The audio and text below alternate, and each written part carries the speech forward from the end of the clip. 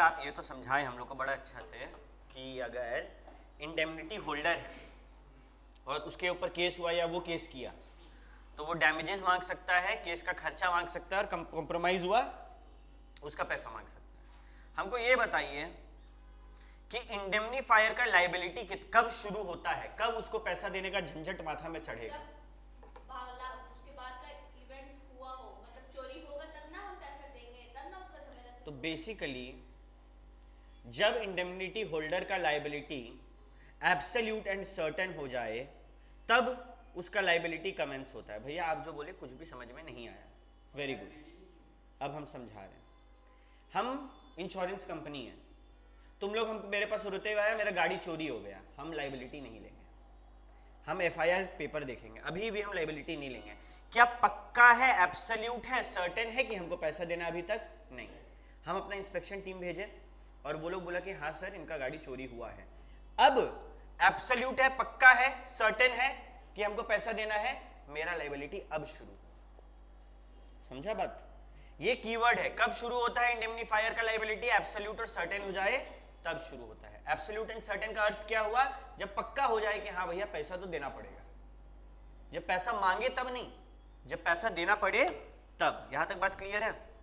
देखो ना, ए बोला, ए प्रॉमिस किया कि एक्स हम तेरे को भरपाई करेंगे अगर तुम वाई पर केस किया और कोई नुकसान हुआ तो।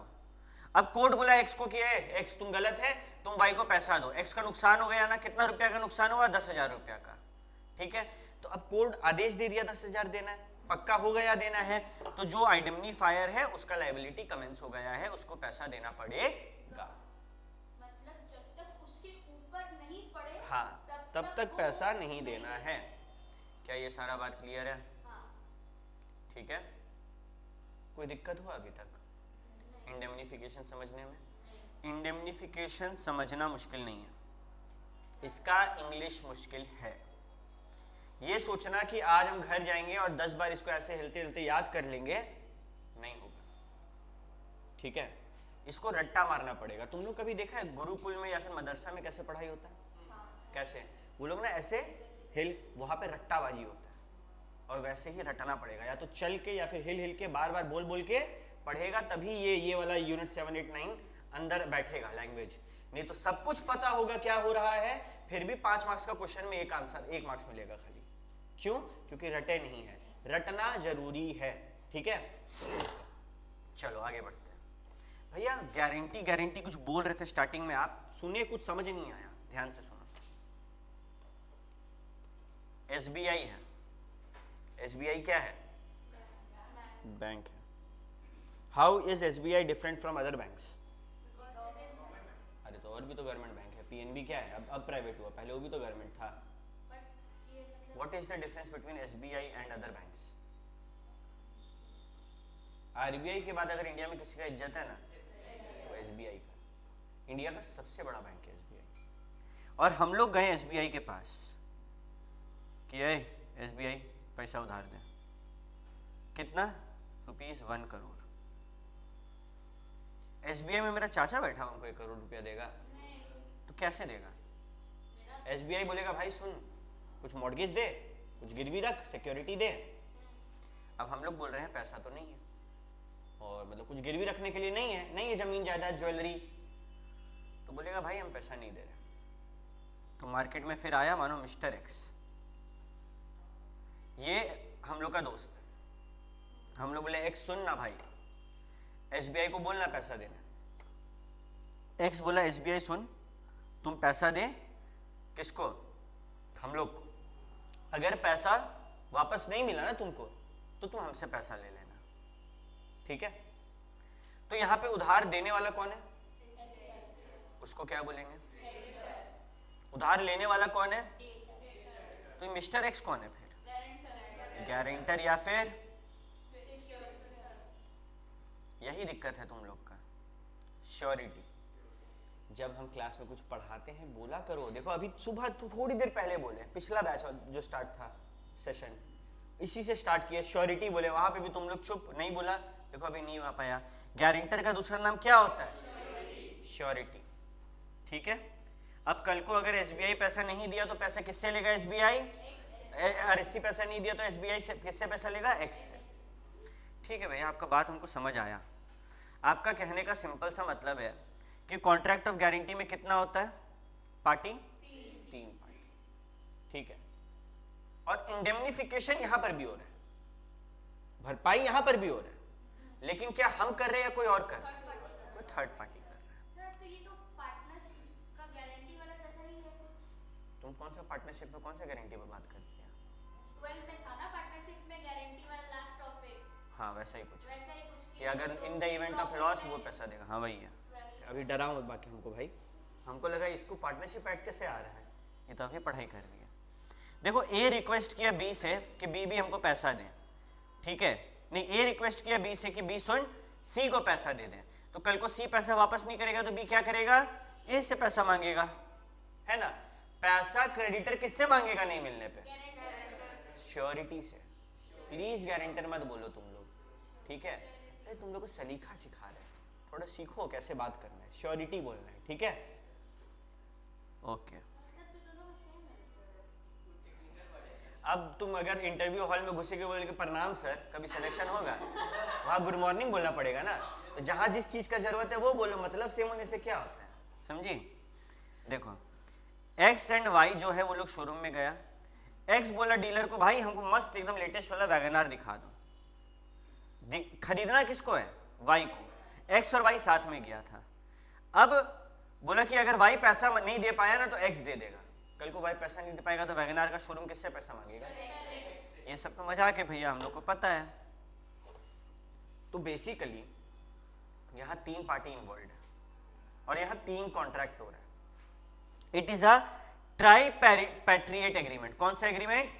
ट्राईपैट्रिएट एग्रीमेंट। इसको बहुत लोग बोलते हैं ट्राई पार्टाइट एग्रीमेंट या पैट्रिएट, कुछ भी बोलो, वहां पे लिखना भी नहीं है, ये वर्ड याद भी नहीं रखना है।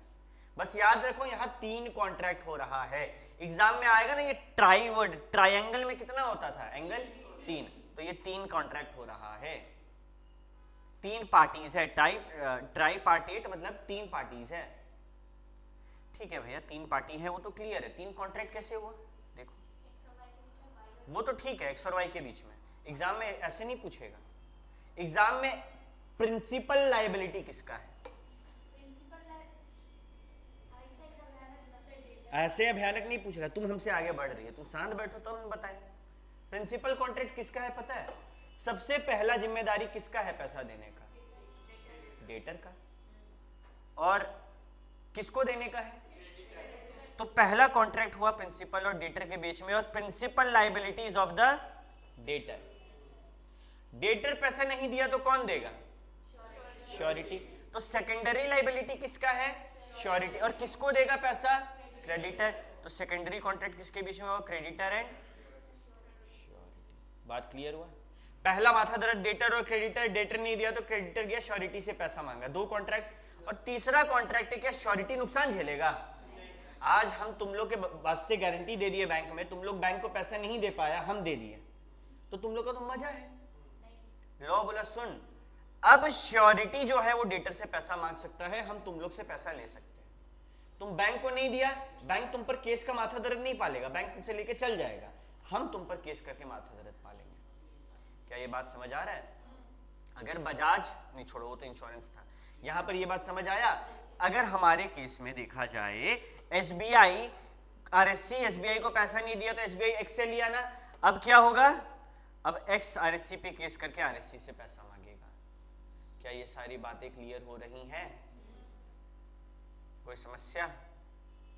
3 कॉन्ट्रैक्ट है। प्रिंसिपल कॉन्ट्रैक्ट किसके किसके बीच में है? आरएससी और एसबीआई, यानी कि डेटर एंड क्रेडिटर। और ये कौन सा कॉन्ट्रैक्ट है? Principal contract. प्रिंसिपल लायबिलिटी किसका होता है? डेटर का। सेकेंडरी लायबिलिटी किसका होता है? और सेकेंडरी कॉन्ट्रैक्ट किनके बीच में है? और जो लास्ट वाला कॉन्ट्रैक्ट का बात करते हैं इंप्लाइड कॉन्ट्रैक्ट, बिना बात के समझ आ रहा है कि होगा, किसके बीच में है? डेटर और श्योरिटी। समझ आ रहा है बात? ठीक है, यहां तक तो भी आपका बात समझ में आया। लेकिन ये गारंटी का पर्पस क्या होता है? क्यों एसबीआई मांग रहा था कोई गारंटर को? To secure the payment of a debt, कि कल को कोई पैसा नहीं मिला तो मेरे को मेरे को तुम जमीन नहीं दे पाया था ना 1 करोड़ का, तुम कोई ऐसा बंदा से गारंटी ले लिया जिसके पास 1 करोड़ है, तो वो क्या हो रहा है, सिक्योर हो जा रहा है, मेरा पेमेंट होगा हमको। तो पर्पस क्या होता है इसका, सिक्योर करना कि भैया पैसा आ जाए। मेरे मन में डाउट है कि गारंटी के लिए क्या, अगर हमारे केस में मिस्टर एक्स के लिए हम लोग गारंटी दिए तो बदले में हम लोग एक्स को कुछ देंगे। मिस्टर एक्स यहाँ पर गारंटी दिया था ना हम लोग के लिए, तो बदले में हम लोग मिस्टर एक्स को कुछ देंगे। क्यों गारंटी देगा वो मेरे लिए, वो मेरे लिए क्यों गारंटी लेगा, भैया मेरा जान पहचान है, मेरा रिश्तेदार है, यहाँ पे सगा भाई काम नहीं आता है भाई। नो कंसिडरेशन, नो कंसिडरेशन, क्या वहां पे हम लोग एक्सेप्शन पढ़े थे, क्या गारंटी था वहां पे, नहीं ना था। गारंटी के लिए भी कंसिडरेशन होना अनिवार्य है, कंपलसरी है, नेसेसिटी है। नो कंसिडरेशन नो गारंटी, ये बात याद रहे, वॉइड हो जाएगा, याद रहेगा ये बात। यानी कि भैया बदले में हम लोग जो है मिस्टर एक्स को कुछ रुपया देंगे, तुम गारंटी दे रहे हैं ना एक्स, तुम रिस्क ले रहे हैं ना, ले 1000 रुपया। अब कल को अगर पैसा नहीं दिया तो 1 करोड़ तो देना ही है, वो 1000 रुपया किस लिए है, खाली तुम मेरे साथ चल और भाई उसको गारंटी दे दे। सर तो ये लोग पे डील हुआ होगा, डील होता है, हाँ ये होता है, ठीक है। अच्छा भैया अगर हम लोग के बीच में बात नहीं हुआ, ये लोग दोनों के बीच में कुछ भी एक्स्ट्रा का, तो क्या वो वैलिड कंसिडरेशन है, अभी देखते हैं।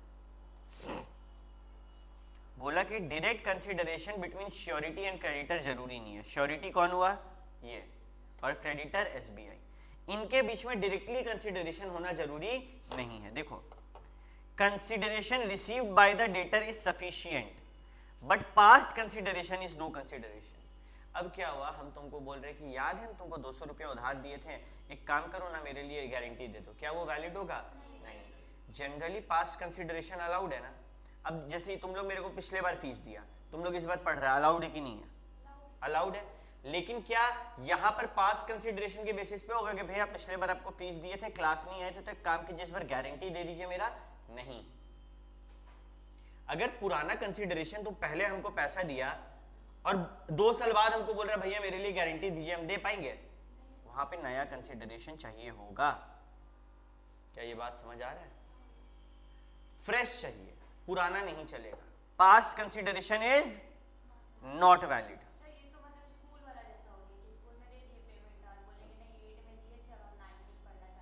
नहीं तो स्कूल में अगर तुम 8 में पेमेंट दी तो 8 का पढ़ाई हुआ, अब 9 का भी तो पढ़ाई होगा, तो 9 का तो फ्रेश पेमेंट हो रहा है। इन लोग का कहना है कि तुम 8 में पैसा दिया, तुम 8 में नहीं गया और तुम अब पैसा के बदले बोल रहे गारंटी दे दो, ऐसे नहीं चलता है। गारंटी देना है, गारंटी का बात हो रहा है, तो अभी जो लेन देन का है वो बात अभी करो भाई, या फ्यूचर का करो, पास्ट का नहीं चलेगा, भूतकाल का नहीं चलेगा, पुराना नहीं चलेगा। क्या ये सारा बात क्लियर हो रहा है? अच्छा, अगर प्रिंसिपल डेटर इज इनकम्पिटेंट है तो क्या कॉन्ट्रैक्ट वैलिड होता है? मतलब अगर हमारे केस में ये आरएससी एक माइनर है तो क्या कॉन्ट्रैक्ट वैलिड होगा? कितना प्यारा बच्चा है तुम लोग को हम इतना बार बोले यूनिट 1 2 3 पढ़ लो, नहीं पढ़ा कोई। वहां पे लिखा हुआ है कि कॉन्ट्रैक्ट के केस में माइनर बेनिफिशियरी बन सकता है, पार्टनरशिप में बेनिफिट्स में आ सकता है। यहाँ अगर हम लोग माइनर के लिए कॉन्ट्रैक्ट करेंगे तो माइनर को बेनिफिट मिल रहा है, पैसा कहीं नहीं बनेगा भाई माइनर है। आप बोले माइनर से कॉन्ट्रैक्ट, हाँ मेरा माइनर से पैसा दिया जा रहा है, तो लास्ट में फिर एक्स माइनर से पे नहीं मांग सकेगा एक्स। अगर हम माइनर के लिए गारंटी देंगे, हम माइनर को बोल पाएंगे पैसा दो। आज एक बच्चा चॉकलेट खरीदने गया, दुकान वाला बोला नहीं देंगे जाओ, हम बोले दीजिए ना, दुकानदार बोला ये पैसा नहीं देता है, बोले दीजिए ना, ये दे देगा, ही नहीं देगा हमसे ले लीजिएगा। अब दुकानदार उसको चॉकलेट दिया, वो पैसा नहीं दिया, दुकानदार हमसे पैसा लेगा। नॉर्मल केस में वो माइनर नहीं होता तो हम उसका गट्टा पकड़ते बोलते रहे पैसा दे मेरा, माइनर का कॉलर पकड़ेंगे तो हमको पिटाई होगा, क्योंकि contract with minor is void एब इनिशियो। तो भैया जब माइनर के साथ कॉन्ट्रैक्ट हो ही नहीं सकता है तो माइनर को एसबीआई उधार क्यों देगा? क्योंकि माइनर बेनिफिशियरी हो सकता है, बेनिफिट जहां पे है वहां माइनर खड़ा हो गया, जाके बोल देगा पैसा दे भाई। पार्टनरशिप में माइनर जो जाता था प्रॉफिट खाता था ना, यहाँ भी वो खाएगा, ठीक है। तो भैया आपका कहने का मतलब है प्रिंसिपल डेटर कंपिटेंट है तो कॉन्ट्रैक्ट वैलिड होगा। हाँ, ये अगर अनसाउंड माइंड होता तो चलता? हाँ, जब साउंड में वो अलग बुद्धि लगाना पड़ेगा। अच्छा एक बात बता, अगर श्योरिटी माइनर है तो चलेगा, मिस्टर एक्स जो है बच्चा है वो। नहीं, वो नहीं चलेगा। यानी कि जिसको बंदा को हम लोग उधार दे रहे हैं, प्रिंसिपल डेटर, वो इनकम्पिटेंट है तो ओके है, श्योरिटी इनकम्पिटेंट नहीं हो सकता है, ये बात को ध्यान में रखना है। क्या बात समझ आ रहा है? जो गारंटी दे रहा है वो गारंटी देने के लिए जबान दे रहा है, माइनर का जबान का वैल्यू है, तो कैसे श्योरिटी माइनर हो सकता है? ठीक है, ये एग्जांपल देखो। अच्छा है, बी ए को बोला कि ये सुनना, हमको थोड़ा माल उधार देना। ए बोला दे देंगे, लेकिन बोला हमको गारंटी चाहिए सी का। सी बोला ठीक है भाई दे दे, हम गारंटी दे रहे हैं। तो ए बी सी है, बी पैसा, ऐसे डायग्राम बनाओ तो क्लियर होगा। बी को सामान चाहिए, ए बोला दे देंगे, लेकिन क्या मांगा बदले में? सी का गारंटी। ठीक है, अब क्या हुआ, यहां पर कुछ कंसिडरेशन का बात हुआ है नहीं, लेकिन लॉ क्या बोल रहा है देखो, C promises to guarantee the payment in consideration of a promise. बदले में सी को ए का प्रॉमिस मिला। देखो, सी ए को पैसा देगा अगर बी गलती किया तो, बी पैसा नहीं दिया तो। बदले में सी को क्या मिला? सी को यही चाहिए था ना, ए और बी के बीच में कॉन्ट्रैक्ट हो जाए, सी को वो मिल गया तो ये कॉन्ट्रैक्ट वैलिड माना जाएगा। ये इतना भयंकर कॉन्सेप्ट है। कब बोले हम ये बात? वहां पे भी हम ये बात नहीं बोले कि मनी और मनी और मनी इज वर्थ। हाँ, तो वो किस में था? Consideration must be real not illusory, वो इसमें था। फिर आप कंफ्यूज हो रहे हैं। हम कभी बोले कि रुपया होना जरूरी है? वो सोगा में है, सेल ऑफ गुड्स एक्ट में कंसिडरेशन रुपया होना जरूरी है। इंडियन कॉन्ट्रैक्ट एक्ट में बदले में कुछ मिलना जरूरी है, और वो रियल टर्म्स में होना चाहिए। आज हम तुम लोग को पढ़ा रहे हैं और तुम लोग बदले में मेरे को बोला भैया हम ना आपका रूम साफ किया करेंगे, वो भी मेरे लिए कंसिडरेशन है भाई, है ना। बदले में तुम लोग बोले ठीक है भैया आप मेरे को पढ़ा दीजिए, आपका जो भी जान पहचान आएगा उसको हम डिस्काउंट देंगे मेरा दुकान में, वो भी मेरे लिए कंसिडरेशन है। मेरा नाम पे तुम डिस्काउंट दे रहा है किसी को, वो भी तो मनी वर्थ लगा सकते हैं ना। हाँ, तो ये भी तो मनी वर्थ लग रहा है। ए बी को पैसा दिया ना, बी कहीं और से पैसा ले नहीं पा रहा था, बी का हम काम आसान करवा दिया, तो मेरे को जो चाहिए था क्या मेरे को वो मिला? हाँ मिला, खेल खत्म। ये एकदम नया चीज है। तुम लोग का दिमाग में क्या बैठा हुआ था अभी तक पता है कि बी सी के बीच में बात होगा कि सी बोलेगा कि बी हम तेरे लिए दे रहे ना गारंटी, हमको कुछ दे, श्योरिटी डेटर के लिए बोलेगा। लेकिन यहां पर बोल दिया कि अगर श्योरिटी चाह रहा है कि लोन दिलवाएं और उसी को कंसिडरेशन मानने से ओके है, तो वो भी वैलिड कंसिडरेशन माना जाएगा। मतलब वो जो पिछला हम लोग का पूरा एकदम बेस हिलाने का कोशिश कर रहा है। तुम ये समझो कि नो कंसिडरेशन नो गारंटी होता है, लेकिन अगर सी बोल रहे हैं कि हमको इससे नहीं चाहिए, जिसको तुम उधार दे रहे हो वही दे दो मेरे लिए बहुत है, तो वो भी कंसिडरेशन माना जाएगा। सर अगर ऐसा क्वेश्चन आता है तो हमको दोनों में आंसर पुट करके आना पड़ेगा? नहीं, वो क्वेश्चन देख के समझ, हाँ तुम चाहो तो दोनों लिख दो। अगेन बार बार बोलते बेटा, हम इस बार करके आए पेपर में, हम दोनों आंसर लिख कर आ रहे हैं। हमको जो क्वेश्चन में डाउट लग रहा है कि भाई लोग कुछ भी गड़बड़ करेगा, हम दोनों लिख के आए।